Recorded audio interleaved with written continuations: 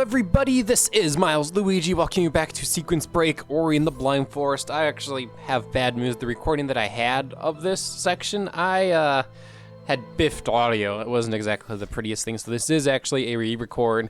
This is going to be our final signless video. After this specific video, we're actually going to, well, roll back the clock and do some other sequence breaks. However, we're not completely, done with signless just because we got double jump and we have a lot more maneuverability because we still lack any real way to attack anything at the moment, so that's not good. This room, as an FYI, like you're supposed to go up this wall on the left here, but the thing is, without Sein, as I can show you here, not pretty. Matter of fact, let me just show this off. I'm just gonna go right into the water, I guess. I thought it was possible if you're very careful with your double jumping. Well, I'm just gonna take a death now, aren't I? Maybe not. Okay, I have 1 health. Yeah, this is not exactly a friendly section, and then you have all the slugs on the walls to deal with, and those aren't exactly fun. So these walls here, I suppose I got this so quickly I didn't even get to show off. They're supposed to be slippery and like impossible to jump off of, but if you're quick with your double jump like this, not a problem. You're normally supposed to run into weird double jump issues where it's like, ugh, I can't jump off this wall, I can't shake them, but if you're quick with your double jumps and just quick, you could just go up that wall, be like, slugs, we're not dealing with you today. Unfortunately, we have to deal with this a-hole. All right, so shoot, that didn't give me any help, and I'm willing to bet you the suicide. As I was saying, let me go get the life cell again.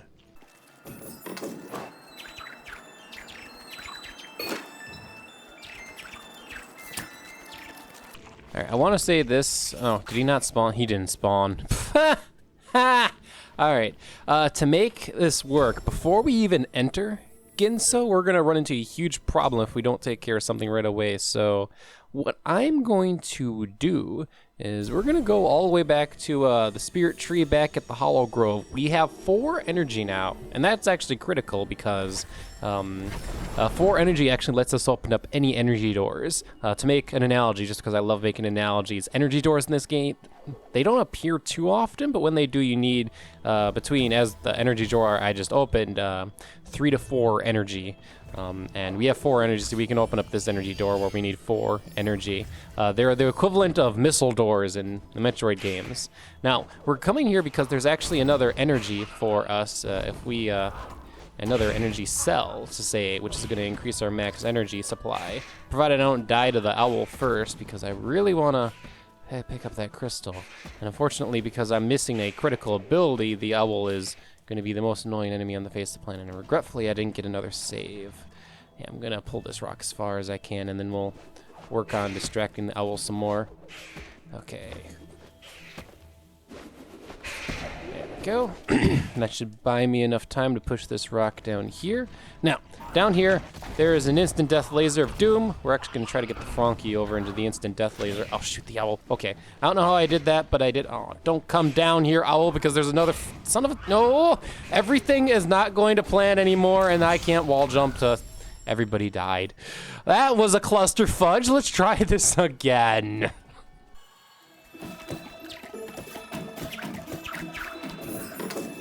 So you can actually see the energy cell down here. But yeah, owls are extraordinarily annoying enemies right now until we get another ability here. If I had Sein, I could kill the owl. It would take a bit of patience because at least at default power, it takes a little bit. They do have a decent chunk of health, and unfortunately I'm already down to 1 health. Did I already take this health stupidly? Oh, not yet. Okay, so I can pick it up. All right. Oh, shoot. This is about as far as the owl will go, actually. Okay, can you, be stuck there and not come back? Okay, cool. The Frankie died. Oh my gosh! The owl just phased into existence. Are you... Okay, I'm actually gonna take a save here. Just save there. Shoot. Okay, can I get to the other side of the rock? Uh-oh. Alright, gotta get out of there, because otherwise the owl's gonna get me. So, but yeah, if you do have Sein, owls, yeah, they're annoying, but if you play the keep away game, as I've been doing, you can kill them pretty reliably. Granted, you do definitely have to play the keep away. Oh, son of a biscuit, no. You have to play the keep away game. That's actually a theme with basically a lot of enemies in Ori in the Blind Forest. When you can attack back, is unless you really know enemy patterns extremely well to dance around them, as I've been doing, you have to play keep away with enemies to not get hit. This game very much encourages you to, keep away from enemies. But once you know some patterns, and provided you execute on those patterns well, oh shoot, okay, that's not a good spot. That's not a good spot.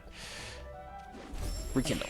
All right, that is not a good spot. Hopefully we can get the rock down. If we can get the rock down, we should be good, because the instant death laser is going to kick in. There's another Frankie. We have just started a jamboree again. Not what we wanted.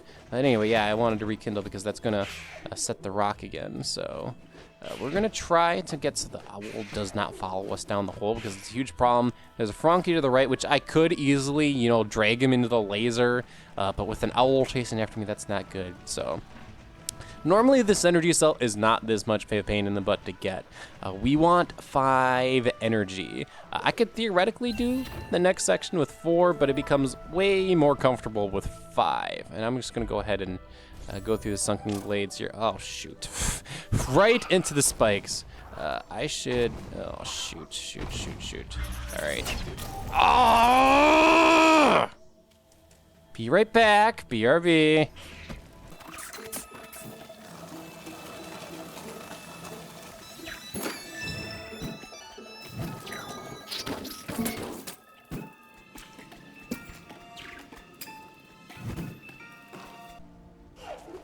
Okay, well, now that we've gotten past the enemies, because I still don't have Sein, I'm gonna have to do some damage boosts here, make another save, recover another health, make it to the save well. There we go.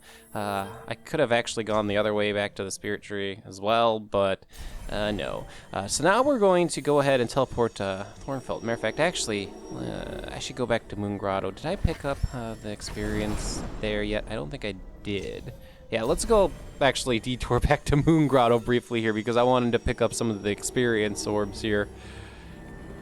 And I don't think I did. I think I just ran back to the save file and just called it a day. So over here, there should be a big experience, provided I don't die. Okay, good. That actually should level me up to 4. Good. There we go. Kill some enemies along the way. Oof, just run into the slug. So we'll get this one up here as well. There we go. That nicely tops us off. Let's not get hit by the needle. Okay, thanks in advance. All right, so now we're ready to get to Ginnso, but we're going to be setting some things up here. So here's the deal. In Ginnso, there is an unavoidable mini-boss. Matter of fact, I think the only way to avoid said mini-boss would be to do something like, I don't know, go out of bounds, which I'm sure is a possibility, actually, now that I think about it. But let's speak reality, okay? So here's the deal. There is a mini-boss, which means the only way I'm getting past the mini-boss is to, well, sequence break. That's not an option in this specific situation. Or we're going to go ahead and use our Charge Flame, which, if you remember, our Charge Flame ability shoots off at Ori's last save point. Problem is, mini-bosses don't let you save in their room. That is such a shame. What we're going to need to do is we're going to need to set up a save anywhere, actually. And we need to keep as much of our energy as possible to use for the charge flames. So what I'm going to do is I'm just going to put a save right there. We're going to need to do some invincibility frame shenanigans to get past this very first room of Ginnso, and I'm running back to the save well just to get my energy back to 5. This isn't strictly necessary, like this is possible with 4 energy, but get the energy free while I can. And the only risk here is that I might run into a spike or fail to get past this slug up here, because this slug is kind of difficult to get around. Slugs on walls are just difficult to get around, so I gotta watch these needle patterns and wait for them to get down low, and let's see if we can... There we go. Haha! That's how you do it, everyone. Haha! Milesluigi showing you how to get past the slugs. So, now that we've put the save point here, what we're gonna do, save, now we're just gonna take a death. We're gonna take advantage of our invincibility frames again to not do that. To get past this spike here, because otherwise... yeah, we're not doing it. We might be able to do it if we carefully time double jumps, but just doing that is way better. So, if we go to the right here, you'll find that this is a warp, and it takes you back and forth in the room. This is one of the major themes of the Ginso Tree, actually, is a whole bunch of portals. As you can see, there's a big problem here in that there's a... Oh, shoot! I might as well just take that death since I went right into the spike, and I'll take this death as well. There we go. Oops. Well, okay.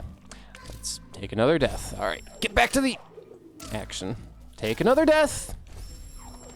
There we go. All right. So if we go over here, it may be possible to clear that spike, but I'm just going to use the speedrunner trick here.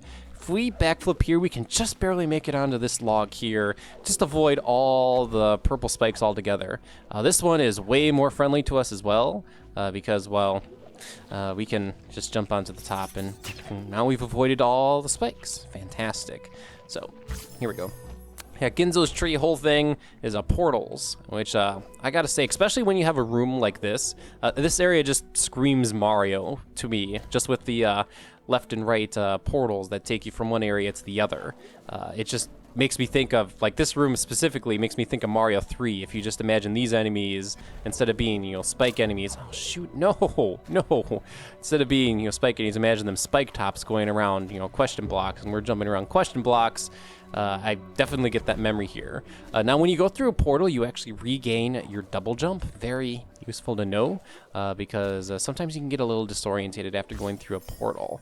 There is a shortcut up this way, but since we plan on going back in time, next time I go through Ginnso, I'll take that shortcut to show you exactly where that leads. So we'll just take the normal path for the time being. The path, I guess, us normal plebeians take. There we go. And we got to be careful here. Now, you notice I'm not saving here, Ginnso. Like, I could have made a save point here, there, wherever, but I'm not saving Ginnso. I need my energy as much as possible. That's why, you know, I put the save and whatnot. So, we just have a little bit of a puzzle here, and then we're actually in the home stretch. So I'm going to go ahead, place that there. Actually, go into this teleporter. Let's get the other blocks starting to go here. There's two ways to do this puzzle, actually, and I'm currently showing you what I guess I'll call the quote-unquote intended way. There is a way to do this, actually, without both blocks. So I was kind of curious what's going to happen to the fireball then. All right, so should be able to get in there, push that there, and after just pushing that there, this puzzle is set. There we go. Or no, never mind. This isn't far enough to the right. What am I thinking? Let's not get hit by the fireball. Okay. That would have been very embarrassing, to say the least. But there we go. By setting all these, you know, contraptions and right angle things up, we can open up this barrier here and get to here. Now, our mini boss is right up ahead here. So what we're going to do is first going to make a save here, because we're going to need to use a save anywhere. And there's a couple of abilities like I just straight need, actually. So I'm actually going to take Charge Flame Efficiency. I need this. And then Charge Flame Burn I technically don't need, but it's what I'm going to be using for my save anywhere. So we're going to go ahead, level these up, and then start our save anywhere. And what we're going to have to do is we're going to have to use save anywhere to save in the boss room, or mini boss room, I should say. And we're going to save right here. And, oh, that's not the ability I wanted, actually. Shoot. I am so used to just picking up Spirit Magnet because Spirit Magnet is Spirit Magnet. We'll see if this is still possible. If it is not, Milesluigi royally screwed up because I was thinking Spirit Magnet because you normally pick up Spirit Magnet. And we'll see. This might not be possible. It does 12 damage. If I would have taken that other ability, it does 18. We'll see. The Charge Flame Efficiency still helps significantly. So this mini boss, he has 5 different areas where he can spawn and, you know, just shoot crap at you. And then you just kind of have to pay attention to where he goes. Currently have my Charge Flame set up at one of the spots. I got 4 shots left. Is this going to be enough, or did Milesluigi royally screw up and have to start over? I was not thinking when I clicked that. I was just like, save anywhere and pick up Spirit Magnet because, you know, it's an early ability. It's a very useful ability, mind you, but yeah. So yeah. There is a trick to see where this guy is going to spawn next. All right, I got 3 shots left. I think I am actually able to do this despite the fact that I totally leveled up the wrong thing. And the sad part is the other abilities in the attack tree right now don't do anything for me at all. For me to be able to use them, I need to be able to attack, and I can't attack. So One of the tricks that I've learned about this guy is that he flashes very briefly just before he spawns where he's going to spawn. Okay, I do have enough energy. Let's not die stupidly to the spikes. That'd be nice. So, but yeah, if you guys are watching at the 720p 60 frames per second and look really carefully before this guy spawns where he spawns, you can see him briefly flash. Now, because I'm, concerned about my well-being, I'm not paying attention to that, admittedly. So, as a matter of fact, I'm actually holding another charge shot, which is not too terribly useful. But now that we've beaten that mini-boss, we're pretty much home free. We just have to collect a couple keys, or keystones, open up a key door, and we've made it to Bash. And Bash wins the game for us. Without Sein, things get difficult. We have to do some of these crazy tricks. But once we get Bash, we've won the game. Let's not mess up this room, though. This room is actually kind of easy to mess up, especially with some of these portals here. Ooh, get that keystone here. Oh, I suppose I left off a charge shot here. All right. So, I'm going to go ahead and show off just how awesome and amazing Bash is before we end the episode.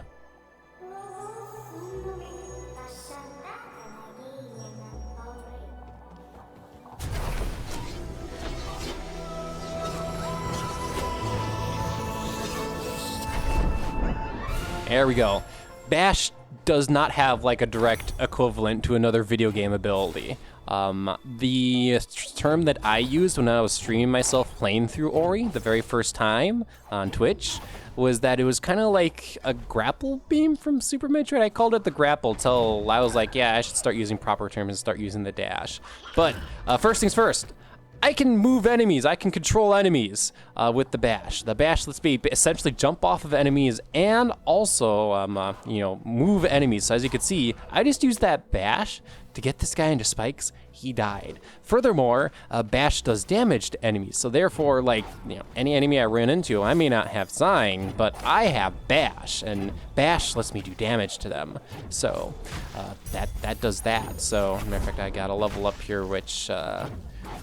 And my other recording is the technically official recording, which I gotta say, this recording actually, just progress-wise went a bit more smoothly. Looking at my timer, I finished 5 minutes sooner, so I guess I saved you guys a little bit of time by needing to re-record. I didn't save any time. So, but Bash is absolutely amazing. It kind of defines Ori and the Blind Forest. It's kind of a thing Ori has that no other protagonist has. And once you really start to think about Bash and start, utilizing it, it's a really incredible ability. And first time playing the game, Bash was kind of something that I had, but I didn't really, use it to its true potential. But it was once I started playing through the game on hard mode and, started thinking about what Bash can do, it's just OMG, this ability is absolutely amazing.